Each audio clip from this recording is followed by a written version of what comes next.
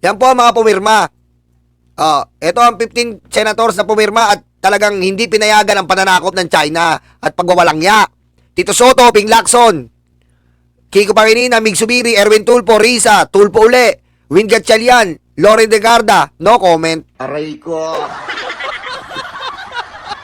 JBR ito. Ito, dito wala na to. Itong tatlo nasa baba, wala ka nang aasahan dyan. Camille Villar, Mark Villar, Jingo Estrada, sumasampa na lang yan para sa good image. Aray ko. Bam Aquino, Lito Lapid. Ayan po yung mga pumirma. Dahil naniniwala sila na salbahe ang China. Okay? Ganyan po dapat pag nagiging senador ka.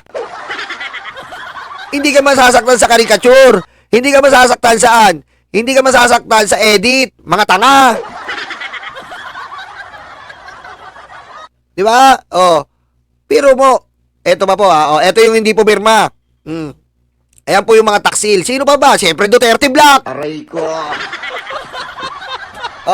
Dalawang Cayetano. Si Bato. Pero mo may communication pa si Bato, no? Kita mo? Pag ordinaryong tao ka, nagtatago ka, wala ka eh. Pero pag ang senador nagtatago, may communication. Aray ko. Take na senador to. Ang bobobo ng mga senador natin. Grabe ang batch na to. Puro bobo. Aray ko.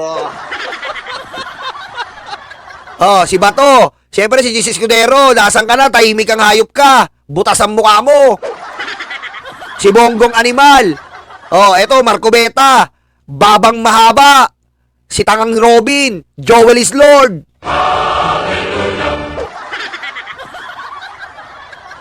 Yan po ang pumabor sa China.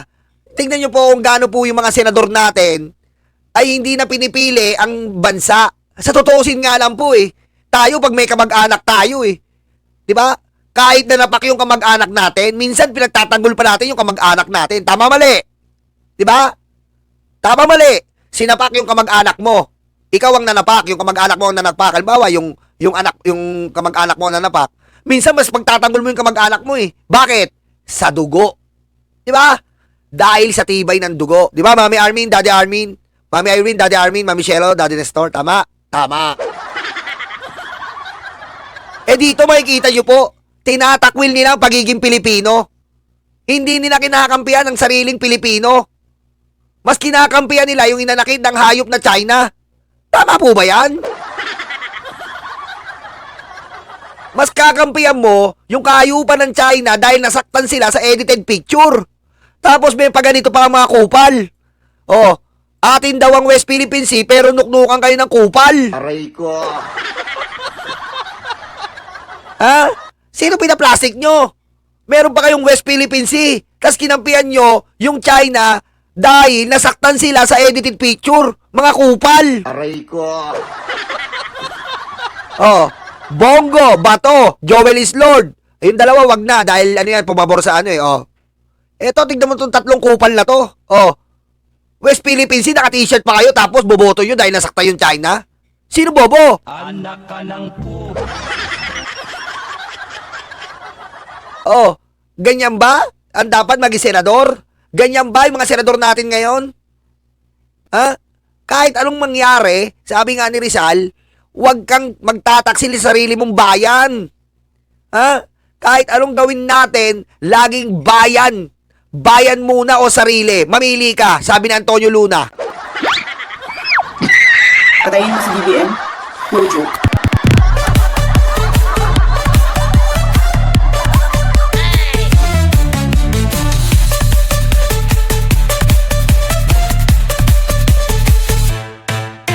Diba? Yan nga eh. Gaya nga ng sinabi ko sa inyo, sabi ni Antonio Luna eh. Bayan muna o sarili, mamili ka. Dapat lagi mong pipiliin ang bayan. Dahil dito, kinamkam mo ang likas na yaman niya. Dito mo tinayo ang salin lahi mo. Lagi mong pipiliin ang bayan mo. Huwag mo unahin ang sarili mo. Dahil kinamkam mo ang bayan mo. Ikaw ang totally na nakinabang sa bayan mo. At pag nawala yung bayan mo, dun ka problema. Dahil wala ka lang pagkakakilanlan. Kaya nga nandyan ang ating mga sandatang lakas, pinagtatanggol ang ating bayan. Dahil bayan dapat unahin kahit anumang oras. Hindi mo pwedeng ipagtanggol ang ibang lahi. kapag usapin na ng nasasakupan, laging unahin mo yung sariling atin. Atin to eh. Pilipinas to eh. Paano ka magkakaroon ng opinyon o palapalagay na ikaw ay papanig sa bansang banyaga? Tanga ka ba? Lumipas man ang panahon, magbago man ang mga teknolohiya, pero yung puso mo, yung kultura mo para sa iyong bayan, huwag mong babaguhin. Bayan mo yan eh. Pag nawalan ka ng bayan, ewan ko lang kung anong mangyayari. Diba? Huwag mo isipin yung pangkasalukuyan, isipin mo yung kinabukasan, yung mamanahin ng salinlahi natin, mga anak, apo natin. Mamaya paggising natin, may apo tayo, may anak tayo na lumalaki na, matanda ka na, putek, wala ka ng bayan. Paggising mo, puro Chinese na naririnig mo sa kapitbahay mo. Sino gusto nyo magtatanggol sa sariling bayan natin? Eh, ang dami nagpapakatuta sa China ngayon. Oh, ano gusto mo? Yung dating presidente, tuta ng China. Oh, yung vice presidente, tuta ng China. Oh, di ba? Oh, ngayon, yung future eto po, yung future president. Oh, ayan yung future president ng after ni Sara. Tuta ng China. Kita mo kakupal dito si Barbie Duterte at sumusubo ng ethics na Singaporean.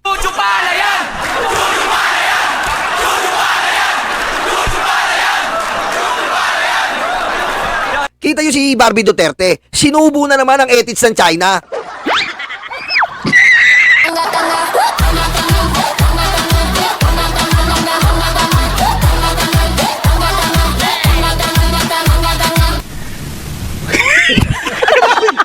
Di ba?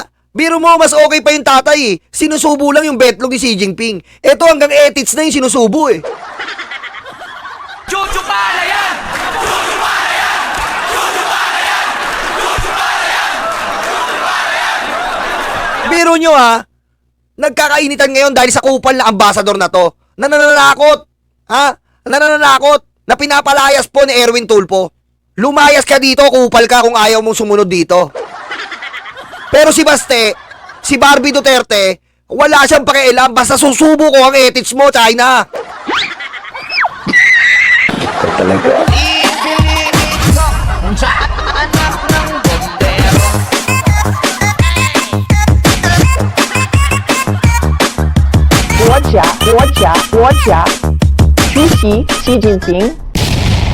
Ganyan ba yung gusto yung future leader? Kitang-kita nyo na yung kulay? Mas pinapaboran yung iba kaysa sa sarili mo? Eh putik yung Davao, kita nyo? Most dangerous place na sa Pilipinas. Si Sara, most corrupt vice president. Oh, tapos ano pa ang mga Duterte? Most subo itlog. Anak ka ng po. Kita nyo? Halos kung eto kita nyo, pinapakita lang nito na pinapaboran nila ng China. Samantalang si Erwin Tulfo po pinapalayas na yan. Oh, the family of three, thank you. Oh, pakinggan niyo po yung sinabi ni Erwin Tulfo. Oh. Mr. President, may we recognize Senator. Mr. President, I rise today in defense of dignity, our national dignity. Spokesperson of the Chinese Embassy recently lectured Filipinos and worse, Philippine officials on the limits of freedom of speech. We are told that criticizing a foreign head of state is completely unacceptable. Well, let me say this then, Mr. President. If you do not like how democracy works in this country, then you are free to leave the Philippines. Oh, Get lumayas ka na dito, hayop ka. the out. Get the fuck out, arrow here. Motherfucking bitch. Yung mga ganyan po, hindi nagbibigay ng respeto, hindi mo rin dapat respetuhin. Pero si Baste, hindi. Iba ang paningin ni Baste. Subo ko ethics mo. Aray ko. Jojo pala yan! Jojo pala yan! Jojo pala yan! Jojo pala yan! Jojo pala yan! Diba? Ganyan po ang senador. Hindi, si Baste, pinapalayas na ni Erwin Tulfo ang Chinese ambassador. Si Baste, hindi. Subo ethics! Anak ka ng po. Oh. Yan siya sabi ko sa inyo oh. Mr. President, kung hindi nila gusto kung paano gumagana ang demokrasya sa ating bansa, Oh! malinaw po ang sagot. Layas! Layas! Oh, Baste, sumunod ka na! Lumayas ka, baste, kung ayaw mo dito. Subo mo yung etis, palayas. Aray ko. This is our house. Hindi sila ang boss natin at tayo ay mga tau-tauhan lang nila. Tama. Yan ang mga totoong Pilipino. Totoong makabayan. Wala kaming pakialam sa inyo. Kahit maliit ang bansa namin, hindi nyo kami pwedeng pagmalakihan. Ganon din yung puso ng Vietnam eh. Sa USA noon. Oh. Na-overestimate ng Amerika ang Vietnam. Talo sila. Ganon po yun. Hindi po ito labanan ng kung sino makapangyarihan. Oo, malakas sila. Pero sana naman mas malakas tayo sa puso, hindi sa nguso ni Baste. Aray ko. Siyempre, sasabihin ng mga DDS, anong magagawa ng puso-puso mo? Ha? Anong magagawa ng puso-puso mo? Dambuhala yung kinaharap mo. Bakit? Sila Jose Rizal, sila Andres Bonifacio, dambuhala yung kinaharap nila. Pero puso lang pinagana nila. Ano nangyari? Nagkaroon tayo ng demokrasya. Ganun po yun. Hindi nasusukat yan sa lakas-lakas. Diba? Ganun ginawa nila eh. Oh, malakas ba tayo noon? Hindi tayo malakas noon. Espada laban sa barel. Binigyan lang tayo kailan lang tayo nagkabarel. Pero pinagana ng mga bayani yung puso. Kasi, mas makapangyarihan ang puso, mas malaki to. Ha? Dapat ganon. Oh, hindi yung si Baste, susubo na yung ethics ng ambasador. Aray ko. Diba? Ano gusto nyo? Porkit wala tayong kapasidad, hindi tayo lalaban. Lalaban tayo. Tsaka na yung tutulong na USA. Kung siswertehin. At least lumaban tayo. At least yung bansa natin, hindi tayo parang tain at pinandidirihan. Na iniintay muna natin yung tulong bago tayo kumilos. Kikilos tayo. Kahit wala tayong kapasidad. Ganun eh. Bansa natin to eh. Anong gusto nyo? Aasa tayo sa ibang bansa bago tayo kumilos? Kumilos tayo. Kung ano man kapasidad natin, kumilos ka. Diba? Kung ano man ang kakayahan natin, kumilos tayo. Kung saan man tayo abutin, at least may ginawa ka. Yun ang importante. Diba? Hindi. May mga Pilipino tayo, may mga Pilipino ngayon pinagkakalulo na mismo bansa natin. Nakakatawa yung ganun. Diba? Porkit may pakinabang na salapi, abay, mas pabor. Yung salapi, madali lang yan. Bigyan ka man ng milyon, trilyon. Nauubos yan. Pero yung dignidad mo, yung integridad ng pagka-Pilipino mo, pag naubos sa'yo yun, daig ka pa ng tae. Mas matimbang pa yung tae. Kasi yung tae, sorry po sa mga kumakain kasi po yung tae, pag pinas mo sa inidoro, hindi mo na makikita yan. Di ba? Yung tae, pag nilagay mo sa inidoro, binuhusan mo, hindi mo makikita. Pero yung ikaw, na pinagkalulo mo yung sarili mong bansa, daig ka pa ng tae kasi ikaw, araw-araw ka makikitang babantot.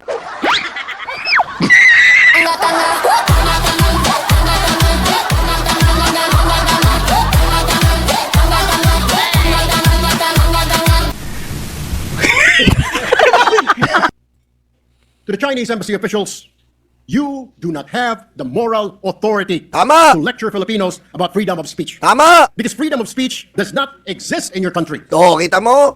Magsasalita ka na nasasaktan ka sa freedom of speech. Bakit? Yung mga kababayan mo ba nakakapagsalita? Kasi nasanay kayo sa ganon. Na kayo ang nagmamando. Dahil yung mga kababayan at sino nyo, hindi makapagsalita dahil komunista kayo. Walang freedom of speech. Iba yun sa Pilipinas. Pwede kami magsalita dito kung gusto namin. Kung gusto namin ituwid ang mali, pwede namin sabihin yun. Sa inyo, pag tinuwid kayo, ano mangyayari? Diretso mga tulpo. It is not practiced. It is not protected. It is punished. So do not export censorship to a nation that fought, bled, and died to be free. And another recent statement coming from the Chinese government threatening our officials of, quote, paying the price for making provocations and confusing right from wrong, unquote, pertaining to our claims at the West Philippine Sea. What is truly unacceptable is a foreign government acting as if it can police Filipino speech, intimidate Filipino officials, or shame Filipino into silence. Mr. President, our government officials spoke only the truth. They defended our sovereignty.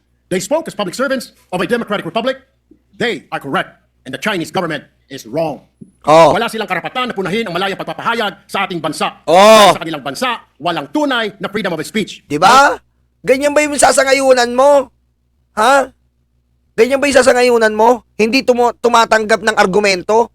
Hindi tumatanggap ng diskusyon? Sila ang laging tama? Sila ang dapat masunod? Sila ang dapat magmando? Sila ang dapat talagang pakinggan palagi? Laging one-sided dahil sila ay komunista? Oh. Tapos pagdating sa atin, masasaktan sila? Huwag kayong masaktan dito. Huwag nyo kaming pakialaman dahil demokrasyang bansa to. Lahat kami pwedeng magsalita. Lahat kami pwedeng mamuna. Diba? Kasi sa bansa nyo, hindi kayo sanay ng ganito. Na binabatikos ang dapat batikusin. Dahil sa inyo, pag binatikos, papatayin nyo. Mga kritiko ikinukulong at misteryosong namamatay pa. Ang mga mamahayag, pinapatahimik, opinyon, kinokontrol tulad po nangyayari doon sa Hong Kong kung ilang kritiko nila ay kinulong na. Oh. Let us be very clear, Mr. President. The West Philippines say is ours. Our officials have the right and the duty to speak about aggression against our nation. And Filipinos, Mr. President, will not whisper in their own house just to avoid offending a foreign power, particularly China. No, no, no, Mr. President. We do not take lessons on democracy from a government that jails critics. Diba? We do not take lectures on free speech from a system that suppresses it. Yan ang mga senador. Ganyan po. Hindi ko naman sinasabing, inaangat ko masyado si Erwin ha. Ganyan po yung mga senador natin dati. Ganyan ang mga senador natin dati. Makabayan, makabansa. Malaki ang puso, pagmamahal sa bayan. Ganito ang senador. Hindi yung senador na nasasaktan ka dahil inedit yung picture ni Xi Jinping. Animal! Aray ko. Our house, our terms, Mr. Yes! Respect. Tama po yun. Sa ating bahay, tayo ang masusunod, tayo magmamando. Ba't nyo kami tuturuan na wag mag-edit ang picture nyo? Oh, naturuan ba namin kayo na wag nyo kaming baumbahin? Biro nyo po, picture. Picture na saktan sila. Eh, ano pong nararamdaman ng mga ingisda natin habang binobomba? Anong nararamdaman ng Coast Guard nung naputulan ng kamay? Yung picture na saktan ka, eh yung Coast Guard, wala ng kamay. Gaano kasakit mawalan ng kamay? O sige, tatanggalin namin yung picture ni Xi Jinping, paputol ng kamay mo, ambasador. Patayin mo si BBM? No joke.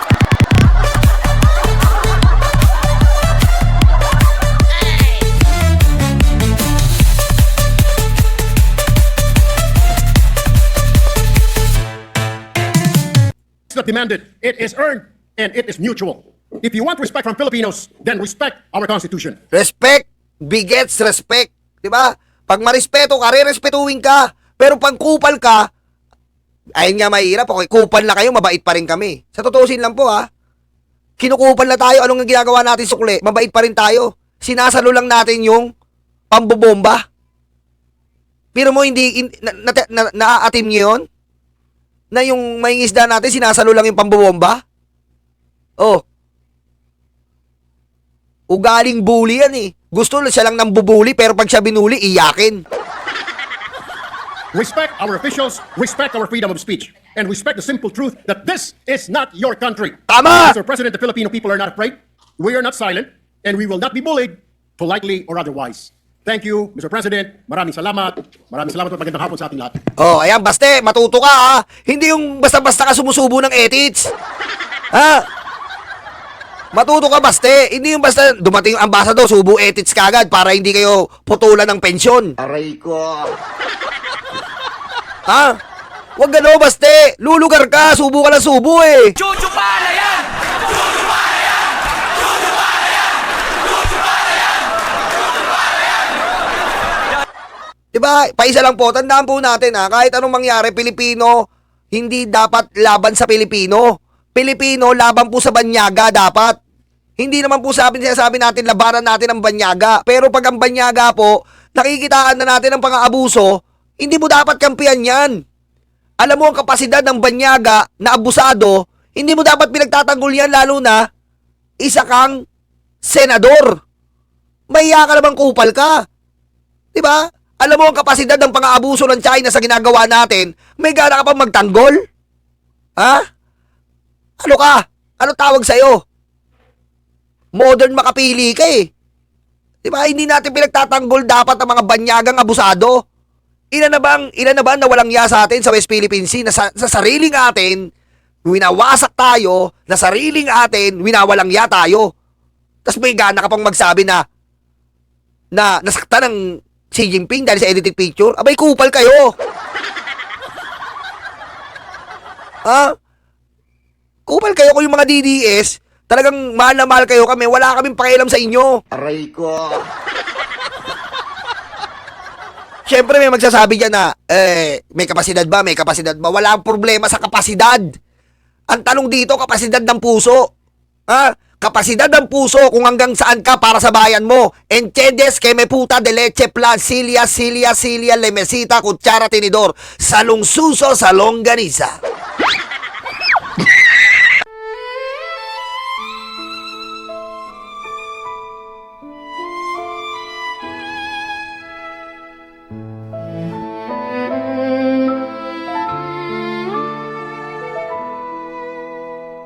Nakaupo ako, lumalamon sila.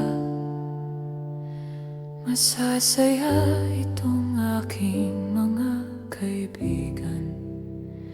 Abot kamay nila ang bunga ng puno. Dahil balikat ko ang ginawang tuntungan. Habang namimitas lalong natatakam, sila ay para bang wala ng kabusugan. Kahit alam nilang mayroong mga langgan, at ang aking paa ang siyang inuupakan. Nais ko nang magpahinga, marami na akong nagawa at natulungan.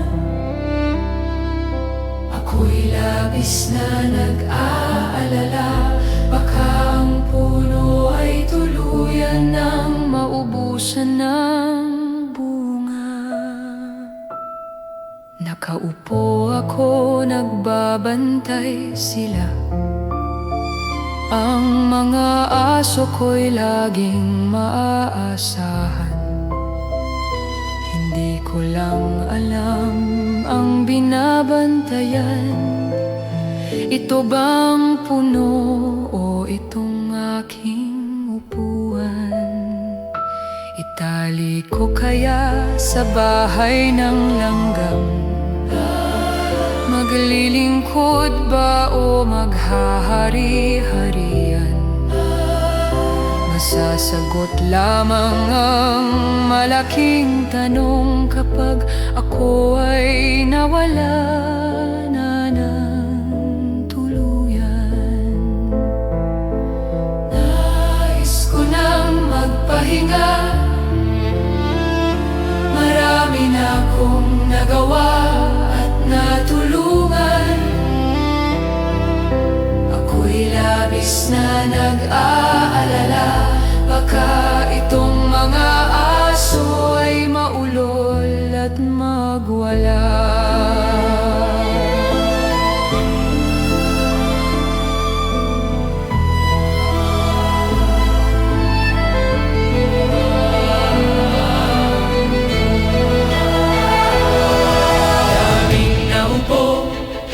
Walang solusyon. Daming nangako, naging ilusyon. Ikaw ang sagot-sagot, sa aming tamong-tamong. Ikaw ang boses sa aming bulong.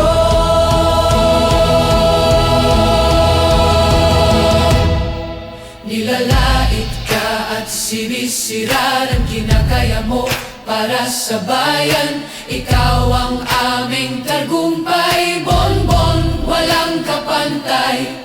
Nilalait ka at sinisira ng kinakaya mo para sa bayan. Ikaw ang aming tagumpay, bonbon, walang kapantay. Ang mga sugat, ikaw ang lumunas. Saradong isipan, ikaw ang nagbukas. Bayan, inuna mo, hindi banyaga. Gintong puso ay kahanga-hanga. Nilalait ka at sinisira ng kinakaya mo para sa